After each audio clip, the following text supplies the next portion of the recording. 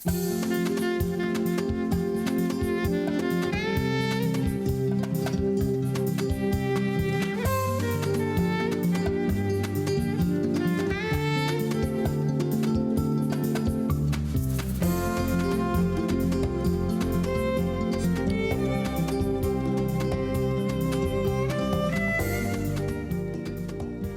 tal? ¿Cómo le va? Muy buenas noches.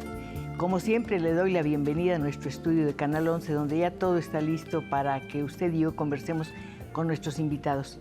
Se trata de dos mexicanos excepcionales, muy distinguidos. Realmente en el terreno del alpinismo son notables. Yo diría que su historia profesional está escrita sobre las cumbres más altas, pero también su historia personal. Y esa historia personal es una historia de amor. Yo pienso que ellos han ido progresando, han sido, como se llaman, una pareja en ascenso, desde que conquistaron el Aconcagua hasta que llegaron el día 24 de julio de este año al Broad Peak, 8.048 metros de altura, la 12ª montaña más alta del mundo. Pero ellos tienen muchos planes, quieren seguir conquistando los 8.000 hasta agotarlos absolutamente todos. Y después, bueno, después quedará una historia maravillosa que tiene que ver con el deporte, con el esfuerzo, con la disciplina, con la imaginación y, por supuesto, con el amor.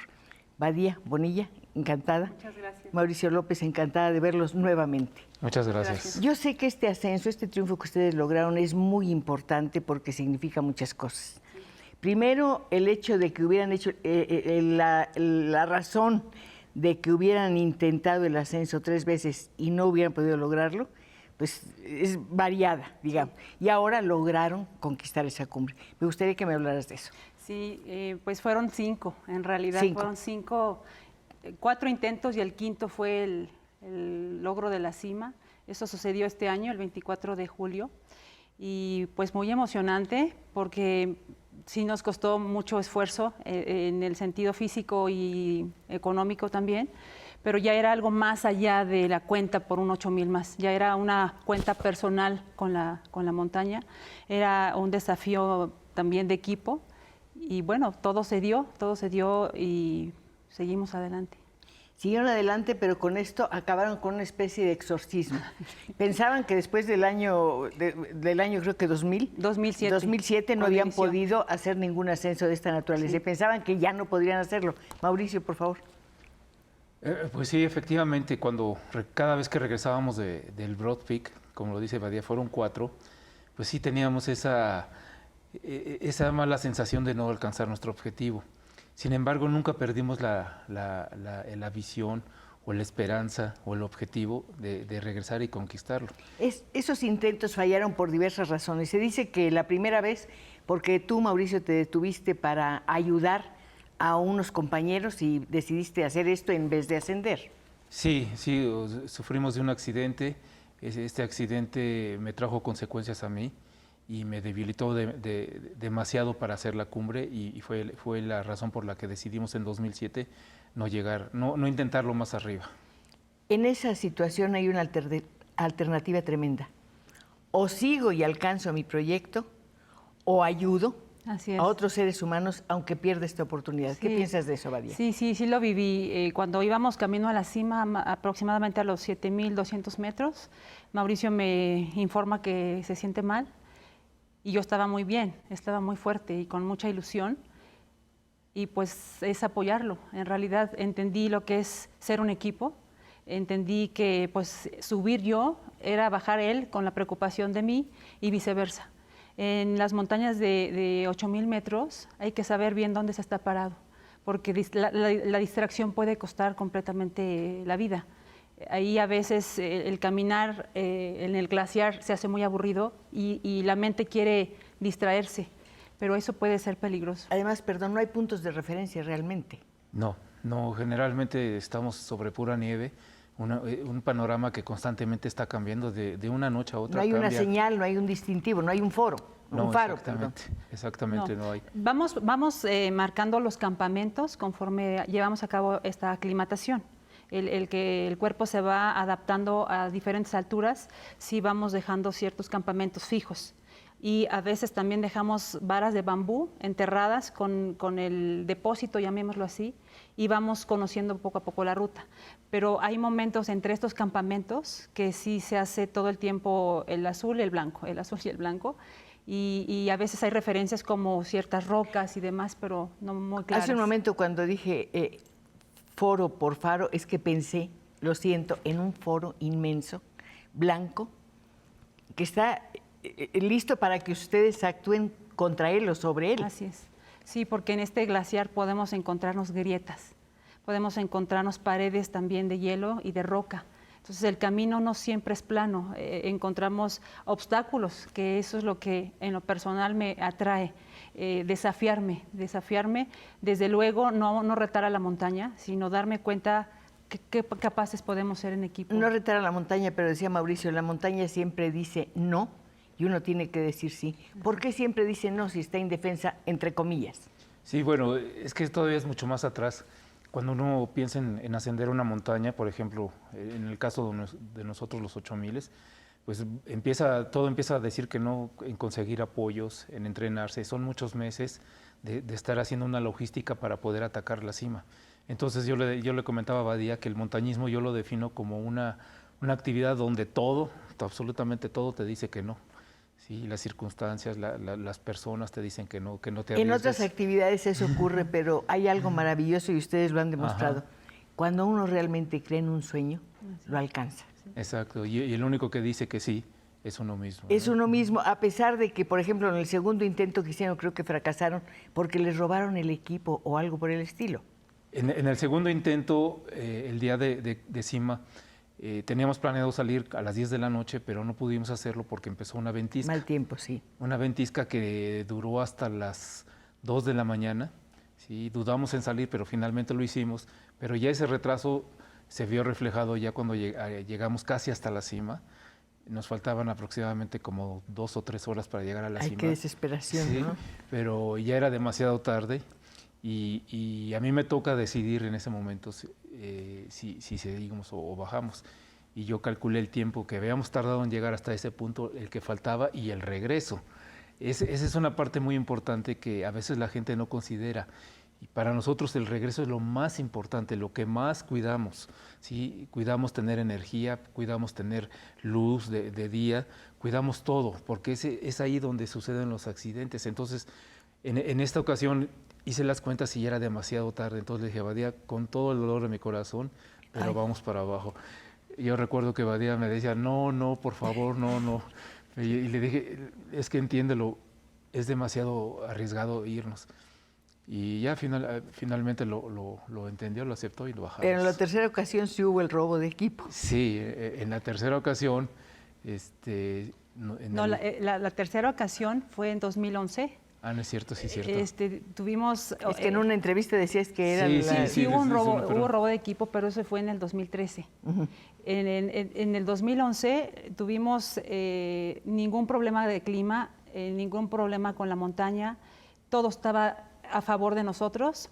Él y yo, sin ayuda de porteadores y de sherpas, armado toda la ruta, habíamos establecido campo 1, 2, 3 y estábamos listos para esperar que hubiera un buen clima. Y 3 días antes del ascenso, Mauricio empieza a sentirse mal. Yo digo, bueno, es un malestar, va a pasar. Pues no, realmente no fue un malestar, fue algo donde Mauricio estuvo a nada de quedarse. Yo me recuerdo que me dormía tocándole el pulso porque su cara me decía que se despedía de la vida. ¿Estaban ustedes solos? En el campo base, sí. Escalamos, sí, nosotros dos, con apoyos de un staff, pero está en el campo base un cocinero, un ayudante de cocinero, nada más. Y en el campo base hay otro tipo de montañistas de diferentes países. Y convivimos entre todos, pero cada quien hace su trabajo. Por eso, cada quien está en su área, digamos. Así es. Exactamente. Así es. Mauricio tuvo en esa ocasión litiasis biliar, piedras en la vesícula. Ay, el dolor, qué horrible. Estuvo fue muy dramático para mí. Aprendí a tener desapegos, dejamos todo, dejamos la montaña armada, le di las llaves de los botes y mis maletas al cocinero y le dije, lo que puedas rescatar está bien. Tomé a mi esposo, quería yo rentar un helicóptero de emergencia para bajarlo, muy caro, solamente tuvimos el presupuesto para poderlo bajar en un caballo y fueron 6 días que Mauricio tuvo que aguantar bajar en el glaciar con el fuerte dolor de los cálculos biliares. Bueno, otra de las muchas pruebas que han tenido y que han sabido sobrepasar. Sí. Y luego finalmente tuvimos el año del fútbol y las personas que invirtieron todo en publicidad para el fútbol y a otros deportes nada. ¿Y eso fue el caso de ustedes? Esto fue en el 2014. Sí, tenemos marcas que nos han apoyado, muy, muy leales y muy fieles, a las cuales agradecemos, que nos apoyaron, sí, en especie. O sea, estamos hablando de relojes, de ropa, de suplementos. Pues es un ahorro extraordinario, porque me imagino que los equipos, como son de materiales especiales, son muy caros. Sí, el costo nos disminuyó, pero aún así se paga permisos para escalar la montaña, se paga el transporte, el vuelo, tenemos que cruzar Europa y de Europa tenemos que ir a Asia. Entonces, todo eso lo va encareciendo. Y los problemas, por ejemplo, los problemas sociales, los problemas bélicos, ¿hasta qué punto para ustedes fueron, en el caso del Pakistán, un motivo de demora? Sí, no, en 2013 fue algo que ayudó a terminar la expedición. Aparte, fue en la ocasión en que nos robaron todo en el campo 3, pero además hubo atentados terroristas contra los montañistas, cosa que nunca había sucedido en Pakistán. No fue precisamente a nosotros, pero fue cerca de una montaña de donde estábamos. Y eso moralmente sí nos pegó, porque ahí están indefensos, no tenían ninguna seguridad. Cada noche que pasábamos en el campo base estábamos alertas de que no fuera a suceder lo mismo con nosotros. Entonces teníamos una tensión que no nos dejaba.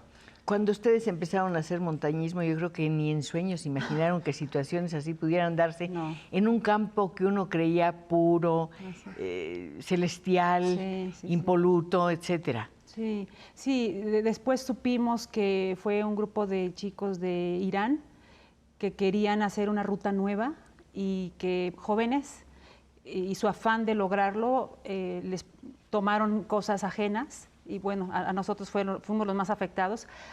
Tristemente, por aferrarse a esta situación, ellos 3 murieron también en el intento.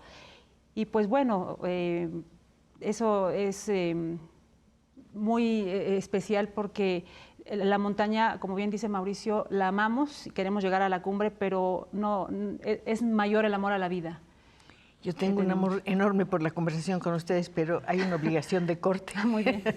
Vamos allá y regreso enseguida.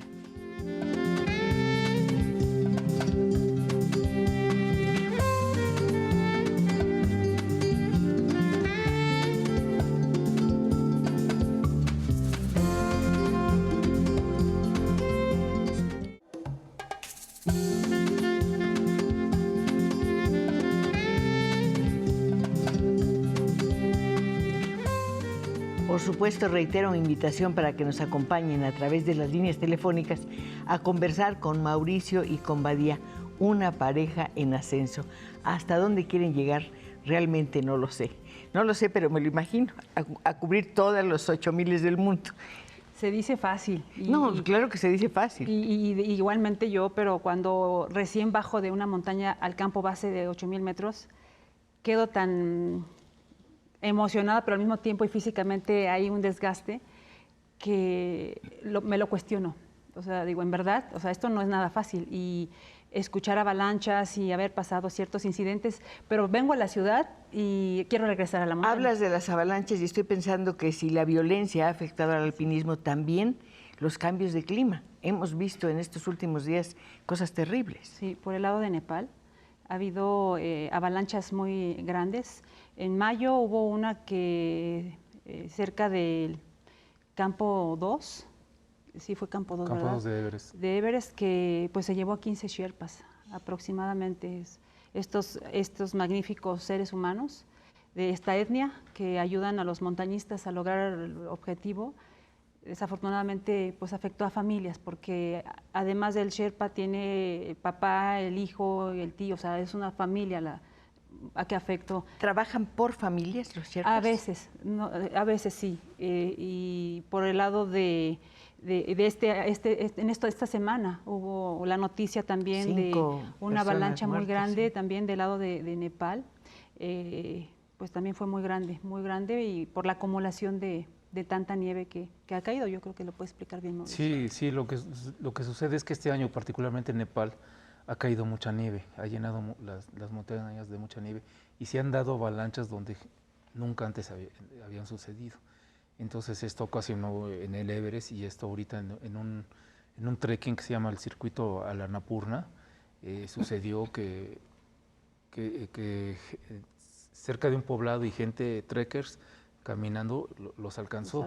Pero yo le comentaba a Badia que veo las fotografías y no veo montañas como tal, o sea, tan empinadas para que baje la avalancha, pero lo que sucedió fue que fue tanta la nieve que dejó este ciclón en Nepal que provocó esto. Fue el peso, dices tú. El peso, exacto.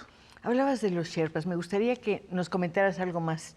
Recuerdo que en alguna ocasión que nos encontramos me decían que eran personas que tenían una espiritualidad y una filosofía muy especiales. Así es gente muy noble, muy servicial, que se entregan, se comprometen con los montañistas y pues son personas que pues, nos acompañan desde que inicia el ascenso en la base de la montaña hasta la cumbre. Ellos son los héroes anónimos. Muchos hemos logrado la cumbre gracias al trabajo que han hecho ellos. Cargan mucho más que los mismos montañistas y pues suben más veces que los mismos montañistas. Y pues el pago que ellos tienen, si hacen cumbre, es un bono extra y además tienen unos honorarios que pues, ganan un poco más que otros compatriotas de ellos, pero el esfuerzo y el riesgo es mayor. O sea, tienen un mayor rango, digamos, económico, pero a costa de mucho esfuerzo y de su vida. ¿Hay posibilidades o ha habido posibilidad de trabajar con un mismo grupo de sherpas, Mauricio? Sí. Afortunadamente hemos hecho buena relación entre los sherpas y generalmente cuando regresamos a Nepal son siempre los mismos. ¿Sí? Y eso procuramos porque, son personas que ya conocemos y ya nos entendemos en la montaña, ya saben cómo trabajamos. Así es.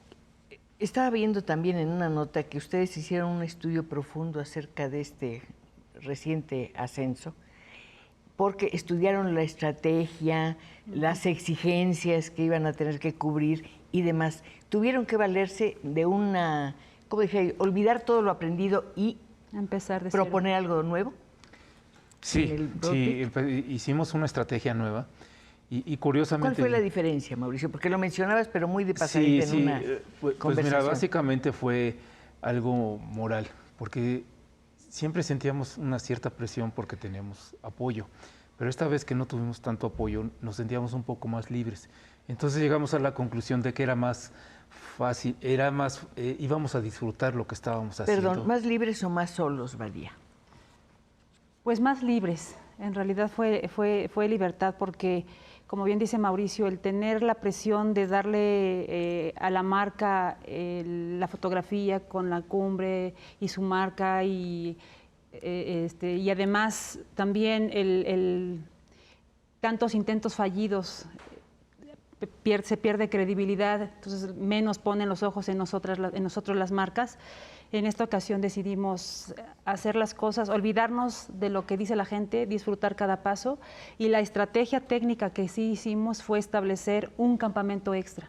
O sea, tratamos de ¿A qué distancia, Badia? Estamos, por ejemplo, el campamento 3 se montó a los, ¿qué fueron? 7,100. Y nosotros subimos un campamento más alto, aproximadamente a los 7,500 metros. Entonces estábamos más cerca de la cumbre y más descansados. Por ello fuimos de los primeros en salir, no por rápidos, sino porque estábamos más altos. Y toda la gente nos hizo el comentario. O sea, el regreso para muchos fue demasiado riesgoso y algunos se quedaron nuevamente a la mitad, porque esta montaña tiene eso. O sea, esta montaña, de hecho, la mayoría de los montañistas que nos encontrábamos ahí no era de primera vez. Unos habían 4, otros 3, otros 2, otros 1. Pero ¿cuál es la resistencia que presenta? Porque no es la montaña más alta. No, es la forma. La 12ª. Sí, es una montaña muy inclinada, pero la mayor resistencia es entre el campamento 3 y lo que se le llama el Collado, que es un glaciar. Es como un trozo de pastel, ¿no? Es como un... Sí, exactamente. Es un glaciar que lo más pesado es que la nieve es muy profunda. A veces la nieve llega por arriba de la cintura. Entonces se necesita de mucha gente para que vayamos abriendo huella, ¿sí? Y esto a veces no sucede. Hay veces que no hay tanta gente que va a la cumbre y entonces van 1, 2, 4 personas y es imposible que hagan la huella. En esas condiciones, Badía, Sí. ahí hay que medirlo todo y sopesarlo todo. ¿A qué velocidad pueden caminar en esas condiciones? ¿Cuántos se tardan en 100 metros? En 100 metros tenemos nosotros una, bien medido, hicimos de arriba de 7.500 a los 8.048, 1 hora 20 minutos por cada 100 metros. Es increíble, pero la falta de oxígeno que existe a estas alturas, dar 3 pasos es un gran esfuerzo. Y la recompensa es descansar un momentito y volver a dar el siguiente. Tengo entendido que en su proyecto para 2015 ustedes van a tener que hacerse una operación. Así es. Van a tener que extirparse la vesícula y el apéndice. ¿Por qué, Mauricio? Porque aprendimos de mi caso, o sea, de los cálculos en biliares, porque estamos la gente que está muy alejado de servicios de emergencia, como es el caso de los astronautas, los marinos, nosotros mismos. Por ejemplo, una apendicitis, si no recibe tratamiento en 72 horas, lo más probable es que uno muera. Entonces, el apéndice no es algo que requiera forzosamente el humano. Entonces, estamos pensando, es mejor cortársela, quitársela y no estar susceptibles de que pueda generarlos un problema. Y no es tanto el problema, sino la falta de atención o de que estamos tan lejos. ¿Y la vesícula por qué, Badía? Bueno, fue recomendaciones médicas. El doctor Humberto Delgadillo del Hospital La Raza, del IMSS, que por cierto... Estupendo, ¿verdad? Estupendo hospital además. Sí, el doctor nos sugirió para evitar este tipo de riesgos. En el caso mío me la tengo que quitar y al mismo tiempo aprovechar para quitar el apéndice.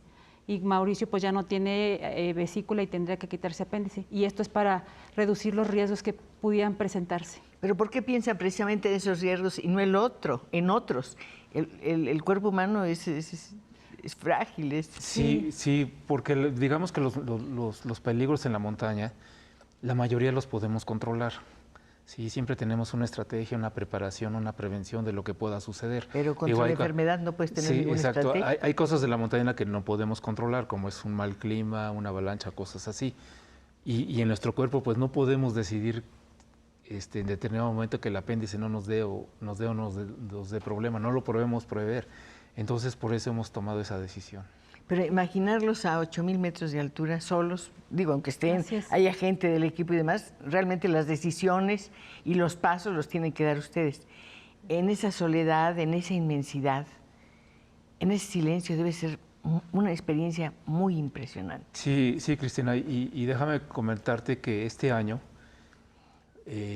Badía alcanzó la cima. ¿Sí? Yo lo sé. Yo me quedé muy cerca, pero no llegué, me quedé a... ¿Tenías problema con un pie? Sí, tenía yo enfriamiento en un pie, sí, y ya con la experiencia que tengo de este mismo pie que tuve congelaciones hace 10 años, de acuerdo. Sí, entonces no quise arriesgar.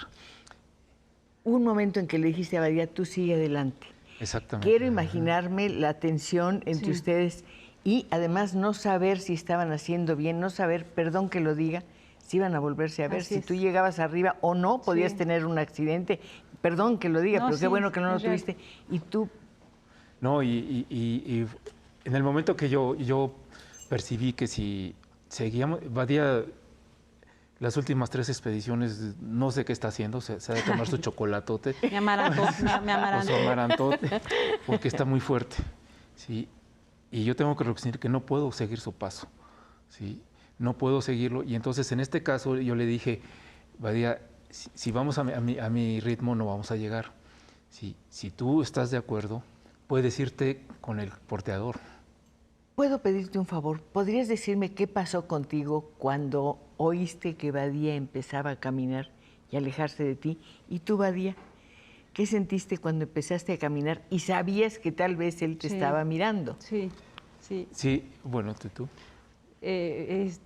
Pues fue difícil, Ay, qué horror. sentí que se me rompió el corazón en pedacitos porque no era justo. Habíamos trabajado Igual. juntos, él también se merecía esta montaña. Llegó un momento en que quise dejarle la responsabilidad a otra persona de mi vida, pero entendí que era el más fuerte. Antes lo habíamos platicado, ¿qué sucedería si? Yo ya estaba enterada y él también. De hecho, vino a mi mente la plática, el más fuerte se va, porque regresar a Broad Peak por sexta vez no estaba yo dispuesta. El más fuerte Se sigue. va, el más fuerte se va. Y por eso llevábamos un porteador, precisamente era una estrategia nuestra. Yo le dije a Mauricio incluso, con oxígeno subo, ya no me importa, lo que quiero es hacer esta cumbre. Y me dijo, no, mejor invertimos el dinero en un porteador para que vaya atrás de ti. Si es que te toca ir a ti y si te toca quedarte y subir yo, él se queda contigo para cuidarte. Te vas a tener que quedar conmigo y tú también, Mauricio, para el corte. Y regresamos justo para saber lo que ustedes nos dicen en su visita telefónica, por supuesto, aquí a nuestro estudio de Canal 11.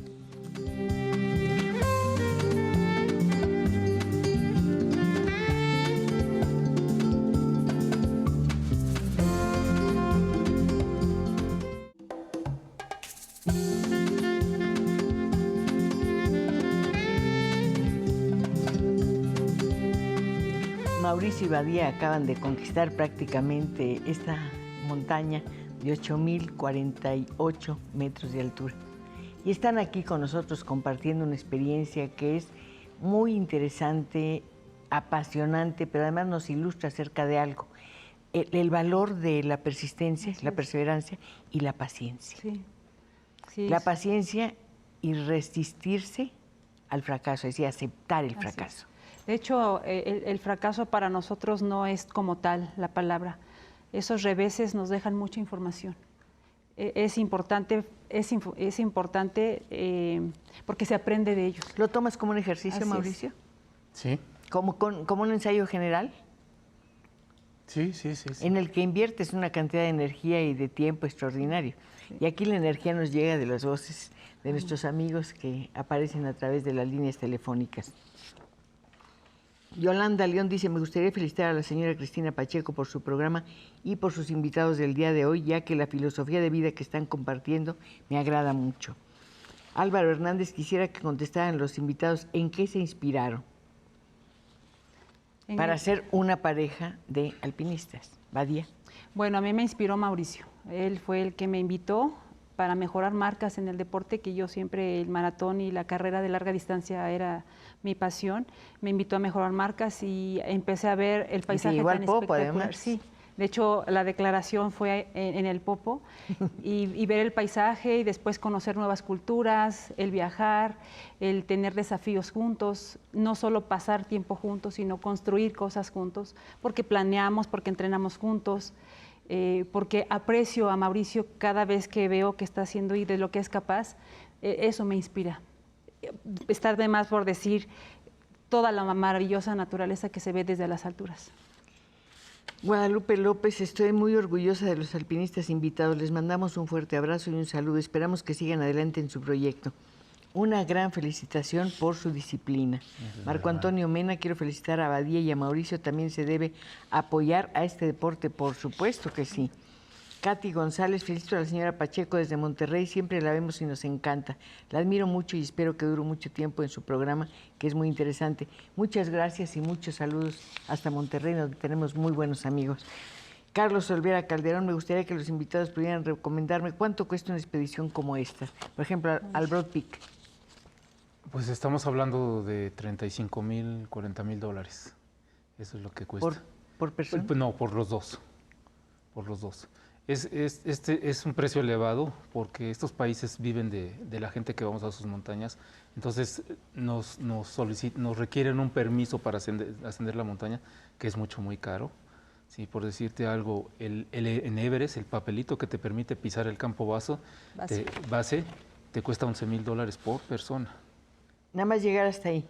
No. Ustedes llegaron al Everest en 2002, Así es. el 17 de mayo de 2002. Exactamente. Es una fecha, yo creo, para ustedes Sí. pues tan importante como la de su matrimonio. Así es, sí, sí, es una fecha inolvidable que yo le insisto a Mauricio regresar por otra ruta si es posible. Él no se quedó tampoco con esas ganas porque en un momento dado pues también ahí tuvimos un pequeño problema. Pero bueno, Everest es como quiera que sea una montaña muy atractiva, aunque cada vez se está volviendo más comercial y ahora es pues muy peligrosa por la cantidad de montañistas que van a esta montaña. Es una montaña muy alta, pero es muy noble y permite, por ejemplo, una cima, el día de cumbre, que haya hasta 300 montañistas en la cumbre, lo cual indica que mucho, es ¿no? accesible. Sí. Demasiado. Sí. Son demasiados. Y eso lo hace peligroso, porque no todos van al mismo ritmo y si uno lleva oxígeno y el otro va más lento, se puede consumir el oxígeno. Entonces hay ya cada vez más peligro en esta montaña por la cantidad de gente que vamos. ¿Cuánto tiempo se puede permanecer en la cima, por ejemplo, del Everest cuando lo conquistas, Mauricio? Pues yo calculo que no más allá de 10, 15 minutos, si el oxígeno te lo permite. Y además el clima, a esa altura, con un poco de viento, la temperatura debe ser algo así como menos 40 grados. Entonces todo se congela, todo, cámaras, a pesar de que está uno protegido, empieza uno a sentir frío. Y entonces uno tiene que estar lo mínimo para empezar a bajar. Aparte de las personas que como ustedes hayan ascendido allá, son presencias humanas, por supuesto, ¿hay otras evidencias de vida a esas alturas? No. Nada. No, ya a esa altura el cuerpo humano empieza a restar, no a sumar. Depende de si se lleva oxígeno o no. Las personas que han subido sin oxígeno, ha habido casos documentados de tener problemas de ubicación y de realidad. ¿Pierdes el sentido de la realidad? Así es, se pierde el sentido de la realidad e incluso hacen cumbre, bajan y de pronto se dan la vuelta y vuelven a subir, ¿no? Porque se les olvida que ya subieron. Sí, es una hipoxia muy importante que afecta la concentración. La soledad, el aislamiento, ¿cómo te afecta? Verte rodeado de esa inmensidad, de eso que llamé hace un momento un foro blanco, vacío. Sí, hay días duros en donde uno quisiera estar escuchando voces de la gente que uno quiere. Yo puedo decir que afortunadamente voy con Mauricio y ahí me apoyo en el llanto, en la alegría y en todo tipo de emociones. Pero hay veces que también voy escalando y voy sola y he aprendido a escucharme a mí. He aprendido que es una manera también de conectarme yo con la naturaleza y poner mi cabeza en orden, saber realmente en dónde estoy, qué quiero y a dónde voy. También creo que es algo que falta mucho en los seres humanos, porque en la ciudad estamos inmersos en mucho ruido, no solo del tránsito, sino de aislar, de olvidarnos de nosotros mismos. Y de todo ¿no? lo que hacemos, ¿no? Es una actividad febril, no tenemos un minuto, unos minutos para pensar en nuestra vida y lo que decías tú hace un momento, ¿qué quiero ser, qué quiero hacer, a dónde voy? ¿Qué caso tiene esta carrera que estoy haciendo? Así es. ¿Hacia dónde me lleva? De hecho, hacemos tantas cosas, hay personas que hacen tantas cosas precisamente para no enfrentar algo que verdaderamente les incomoda. Entonces van comprometiéndose con 1000 cosas y cada vez se van alejando más de sí mismas, ¿no? A esa altura todas las percepciones me imagino que cambian. ¿Cómo se percibe la noche? Pues la noche es muy oscura cuando no hay luna, pero muy hermosa porque el cielo es verdaderamente espectacular. No te sobrecoge, no te sofoca, no te... No, al contrario, es una emoción. A veces cuando vamos, por ejemplo, a cumbre y es de noche y hay luna, las estrellas brillan espectacularmente. Cuando empieza a salir la luna, es un espectáculo que ser parte de esa naturaleza, vivir esa película, verdaderamente es parte de la emoción. O sea, escalar una montaña no solo es hacer cumbre. Escalar una montaña es cada paso y cada momento que uno lleva a cabo para llegar allá, desde la planeación en México hasta la cima. Y yo pienso que si yo basara mi felicidad o basáramos nuestra felicidad en la cumbre, la felicidad sería muy corta porque la cumbre nada más dura muy poco, 5 o 10 minutos y hay que darse la vuelta, ¿no?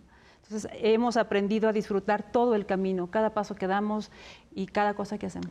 Es una lección de vida también, ¿no? Yo creo que cada día es motivo de gozo, de alegría, Sí. y luego viene el otro, y el otro es como un paso Sí. que das en la falda de la montaña. Y ¿no? como en la vida hay noches muy frías, hay noches de tormenta, hay noches en donde las cosas no salieron bien, en donde la cabeza parece que va a estallar, en donde los músculos duelen, pero hay que aprender a dar el siguiente paso. Es una autodisciplina por llegar a tu propia meta, ¿no? ¿Cómo oyen su voz?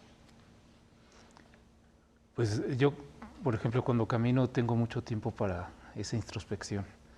O sea, yo mismo me voy preguntando, me voy cuestionando qué Hay una que momentos otra en que cosa. puedan conversar, Mauricio, por supuesto. Sí, sí, lo hacemos generalmente cuando estamos ya en la tienda de campaña, que ya estamos descansando. Ya sea comentamos los incidentes del día, cómo estuvo el camino, y después damos paso a lo que vamos a hacer el siguiente día. ¿Cuántas parejas habrá dedicadas al alpinismo, como ustedes? Varias, conocemos varias parejas. Mexicanos también, pues estaba Elsa y Carlos en su Sí, tiempo. Carsolio. Carlos Carsolio. Jorge Hermosillo es otro montañista también que logró Everest con esta Carmen Peña, que desafortunadamente se nos adelantó. Ahora está más arriba del Everest. Ella murió hace ya 2 años, ¿verdad? Ella murió de cáncer de mama, que también esto nos inspira a cuidarnos. Están también... Estaba Carla Willock y me parece Iván Vallejo, que también, Iván Loredo, perdón, que ellos también tuvieron dificultades. Bueno, parece ser que como matrimonio, como pareja ya no están. Y creo que, bueno, hay una pareja más también en México que está haciendo lo mismo que nosotros. Y a nivel internacional también hay a nivel internacional, los montañistas son italianos y tienen 8,000 logradas, ¿no? Y Ustedes llevan 8. 8, sí, vamos. Ya van por los 10. Sí, ya se oye más bonito decir, faltan 6. Por eso. Sí. Celina Pantoja, nosotros conocemos a estos alpinistas y queremos agradecer a la conductora Cristina Pacheco por tomarlos en cuenta y decirles que somos fans de ellos. Les mandamos un gran saludo de parte Muchas de José gracias. Antonio Ayala y Celina Pantoja. Son muy grandes amigos, muchas gracias a ellos. Ellos siempre han estado apoyando este proyecto. Muchas gracias. Edith Santillán, saludos para Cristina, es un amor de mujer. Sobre todo quiero saludar y felicitar a sus excelentes alpinistas y ponen en alto el nombre de México y la bandera de México. Mis nietas y yo estamos muy contentas de ver a unos mexicanos tan exitosos como ellos. Que sigan adelante, felicitaciones. Berta Barrios, mi hijo René Méndez subió al Everest y yo sufrí una gran agonía durante su estadía en la montaña. Sí, generalmente los padres y los hermanos y los amigos, esa es la inseguridad, pero estoy segura que en realidad es por el amor que tienen a los hijos, a nosotros, sucede. Pero al menos mi familia ha entendido que está primero el deseo que yo quiero llevar a cabo. O sea, el deseo de mi corazón ya lo han entendido. Ha sido un proceso y ahora están muy en paz incluso. ¿Cómo lograron convencer a la familia? Porque creo que a nuestra amiga sería interesante que lo supiera. Pues mira, yo te quiero comentar que en mi caso, mi padre siempre me enseñó a empezar y terminar las cosas y desde niña me aventó a enfrentar retos. Y yo estoy segura que, y siempre me lo ha hecho ver, no es un padre muy amoroso, pero he escuchado que platica de mis logros y le emociona. Entonces, para mí es un gran gusto también que él sepa que yo logré una cumbre más. Y eso me lo dice muy bien. O sea, ¿no? Te enseñó a empezar y terminar. Empezaste y terminaste la carrera de nutriólogo. Así es. Y tú de ingeniero geólogo. Así es. Bueno, pues los dos cumplieron por ese lado. Así es. Y los dos cumplieron un destino maravilloso, que por cierto es todavía más espléndido porque lo eligieron. Así Ustedes quieren ser las personas que son. Así es. Y yo quisiera no tener un corte, pero sí lo tengo. Y ahí está clarito, corte.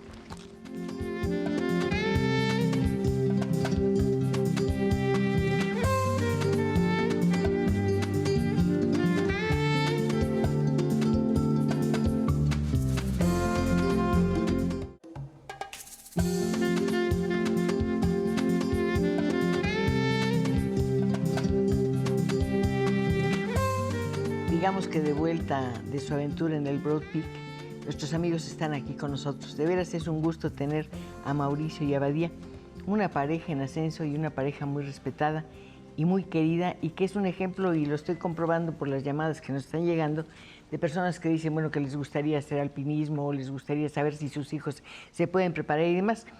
Por cierto, yo sabía que el K2 es la prueba máxima para un alpinista. ¿Hay montañas más peligrosas? Sí, Cristina, en 2012 estuvimos en Annapurna, Sí. que es la 10ª montaña más alta del mundo. ¿Cuánto mide? Mide 8.091. Muy poquito más que el Broad Peak. Sí, un poco más. Técnicamente no es difícil, pero para nosotros que ya estuvimos ahí y que pasamos una avalancha ahí, es la montaña más peligrosa de este mundo, ¿sí? Porque el lugar donde te pares, el lugar donde te cae una avalancha. Existe también el famoso K2. El K2 técnicamente es mucho más difícil, mucho más alto, es la 2ª montaña más alta del mundo y también tiene su grado de peligro. Sin embargo, no hay tantas avalanchas como lo hay en Annapurna. Me imagino que para ti, desde luego, es una meta, el K2. Sí, es parte del proyecto, del cual ahora se ha convertido nuestro estilo de vida. Cada año nos preparamos y planeamos regresar por otro 8,000, y el K2 es parte del proyecto. ¿Cuál sería el último 8,000 que quisieran conquistar? Porque van por los 15, ¿no? Sí, 14. 14. Pues yo hago lo que mi líder dice. En realidad Mauricio estudia la montaña que sigue y de acuerdo a nuestra preparación y recursos.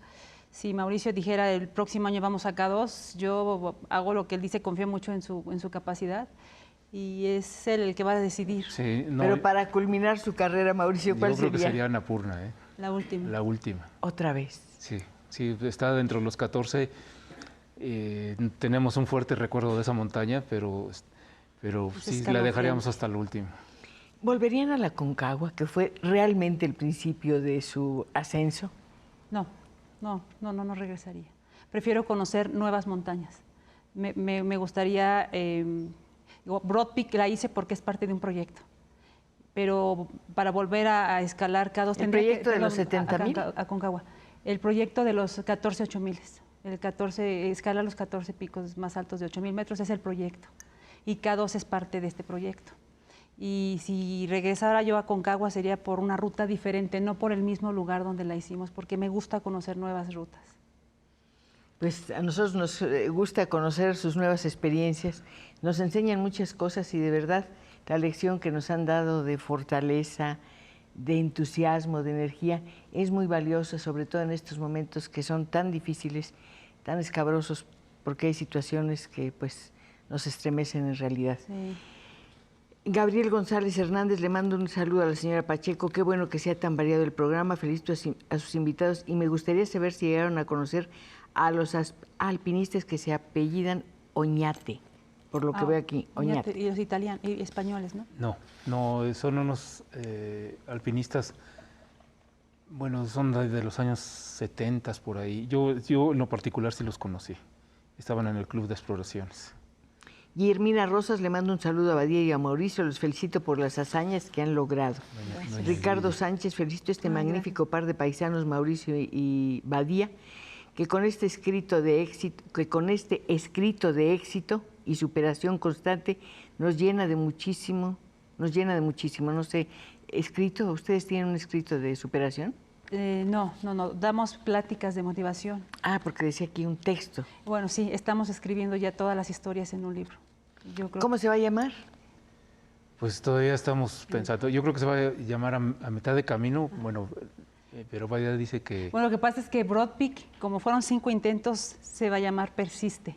Y es la historia de todas las negaciones que nos dio la montaña hasta lograr el objetivo. Pero nada más van a hablar de ese ascenso o de todos los demás. De todos los demás, todos. de los 8,000 que ya llevamos. Bueno, pues vamos a ver, espero con ansia ese libro y me imagino que lo van a escribir entre los dos. ¿Va a ser una conversación? ¿Cómo va a ser? ¿Va a ser una entrevista de uno al otro? ¿Cómo? Pues estamos narrando, cada quien sí escribe una parte que más le recuerda y hay momentos en que narramos los dos. Eso es muy interesante, los dos viven una misma situación, Así es. aunque vayan a una diferente distancia, ¿no? Así es. Pero ¿ven los dos lo mismo? No. ¿Qué ve una mujer y qué ve un hombre, Mauricio? No, Cristina, fíjate, es curioso.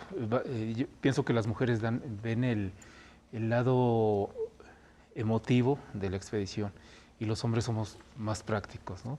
Y te comento una anécdota muy rápido. En 2006, que regresamos a una montaña que la habíamos intentado previamente, llegamos al punto donde nos dimos la vuelta y cuando me dice, empieza a llorar Badía y me dice, le pregunto, bueno, ¿por qué lloras? No pasa nada. Me dice, es que el año pasado llegamos hasta aquí y temo lo mismo. Le dije, no.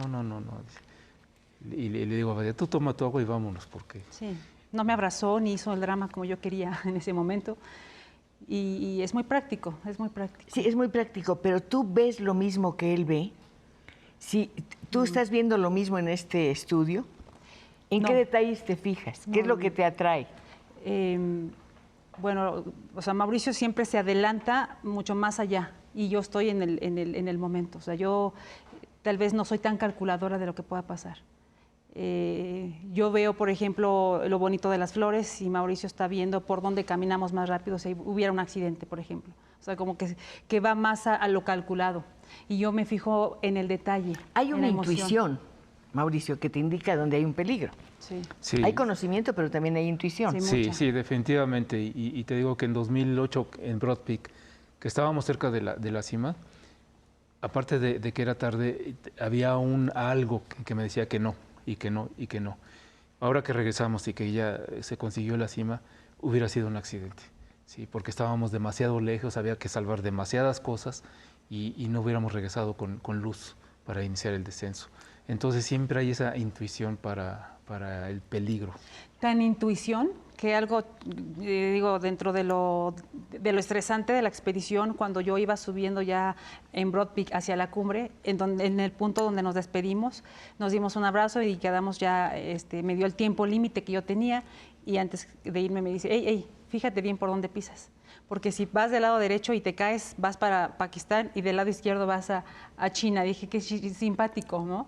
Pero también lo dijo... Tú estabas separándote con dolor. Sí, pero también me relajó, también vi el optimismo que tiene y que era peligroso y no me lo quiso decir. Como iba yo sola, me lo hizo más suave, pues. Eso es algo que me gusta de Mauricio, que es muy exigente, pero también sabe hasta dónde puede él no presionar como tal, sino exigirme a mí. Porque en la montaña, te digo, las cosas siempre no puede ser tan romántica y aferrarte porque te puede costar la vida. Alguien podría decir, en la montaña no hay tiempo para el miedo, pero yo creo que el miedo, pero también el miedo ayuda. Sí. Porque te pone en alerta. Así es. Si te confías demasiado y dices, no, pues ya subí el Everest, voy a subirlo así como si nada. No. Puede cambiar todo en un segundo. Así es, aquí hay que ser muy humildes, aquí es mucha humildad y saber hasta dónde eres capaz de llegar, porque hay montañas que no perdonan. Hay montañas que no perdonan. Lo que nosotros tenemos es, como siempre lo dice Mauricio, es guardado una carta porque sabemos que el peligro siempre existe. Y guardamos un margen de seguridad. Si no se puede, nos damos la vuelta. Y el ejemplo es Broad Peak. No se pudo la primera, no se pudo la segunda. Aferrarme a llegar a la cumbre por cumplir a una marca o cumplir un objetivo a alguien puede costar la vida. Y hay montañas que no lo perdonan. Subir debe ser, empezar a subir debe ser muy excitante. Así es. Los preparativos, el equipo, despedirse de la familia, en fin, muchas cosas. El ascenso pues es fatigoso, pero también es fascinante y te descubres esos paisajes. Pero, ¿qué pasa con el descenso? Volver al ruido, a la civilización. Así es. Pues como bien te lo decía Mauricio, el montañista, llegar a la cima sí es un gran deseo, pero si no planeamos nuestros recursos, nuestro tiempo, puede costar la vida. Y tenemos márgenes de seguridad muy bien estructurados él y yo, sabemos hasta dónde podemos. Yo me refería a otra cosa, Badía, al hecho de enfrentar después de ese silencio y de ese ambiente y de ese paisaje, enfrentar lo que es la ciudad, el ruido, la aglomeración, el hacinamiento, la velocidad sobre todo. Sí, pues en un principio sí lo disfrutamos mucho cuando regresamos de de una expedición. Pero es acoplarte. Sí, porque estamos mucho tiempo, ya lo dijiste, solos, en otro país, con otras costumbres, y regresamos a nuestro espacio. Pero digamos que pasa un periodo y después otra vez nos empieza a cansar la rutina, el estrés de la vida diaria. Cuando no están haciendo este maravilloso trabajo, ¿qué hacen? ¿Tú sigues con tu consultorio de nutrióloga? Sí, tenemos, guiamos personas a los volcanes de México, entrenamos juntos también a diferentes personas, tengo un pequeño consultorio, asesoría en empresas, Mauricio también realiza capacitación para el manejo de estrés, lo acompaño, o sea, de verdad nuestra vida es muy interesante. Su vida es muy interesante y la comparten, cosa que me da muchísimo gusto. Yo quiero compartir, pues la dicha de haberlos tenido aquí, quiero compartir con nuestros amigos esta experiencia que ustedes han vivido y que nos transmiten y que será parte de ese libro que ya queremos leer. Una última llamada, Luz Beatriz López, saludos a mi papá con mucha emoción. Los saludamos por todos sus éxitos y felicidades por el programa, es excelente. ¡Qué gusto! Sí. Lorenzo Cubillo, ¿me da tiempo de otra llamada? Creo que sí. Yo he sido montañista de México y entiendo el afán de conquistar cimas. Qué bueno que los invitados nos den un ejemplo de unión entre hombre y mujer para lograr objetivos en común. Bueno, pues han logrado uno muy importante, que es seguir juntos. Sí. Muchas felicidades. Muchas gracias. Muchas gracias. Hasta muy pronto. Gracias. Y a nuestros amigos, ¿qué les voy a decir? Que les agradezco su presencia, que les agradezco que hayan mandado estos mensajes que voy a poner en manos de nuestros invitados. Muchas gracias. Y les agradeceré, desde luego, que nos acompañen el próximo viernes aquí en Canal 11 para seguir conversando. Hasta entonces.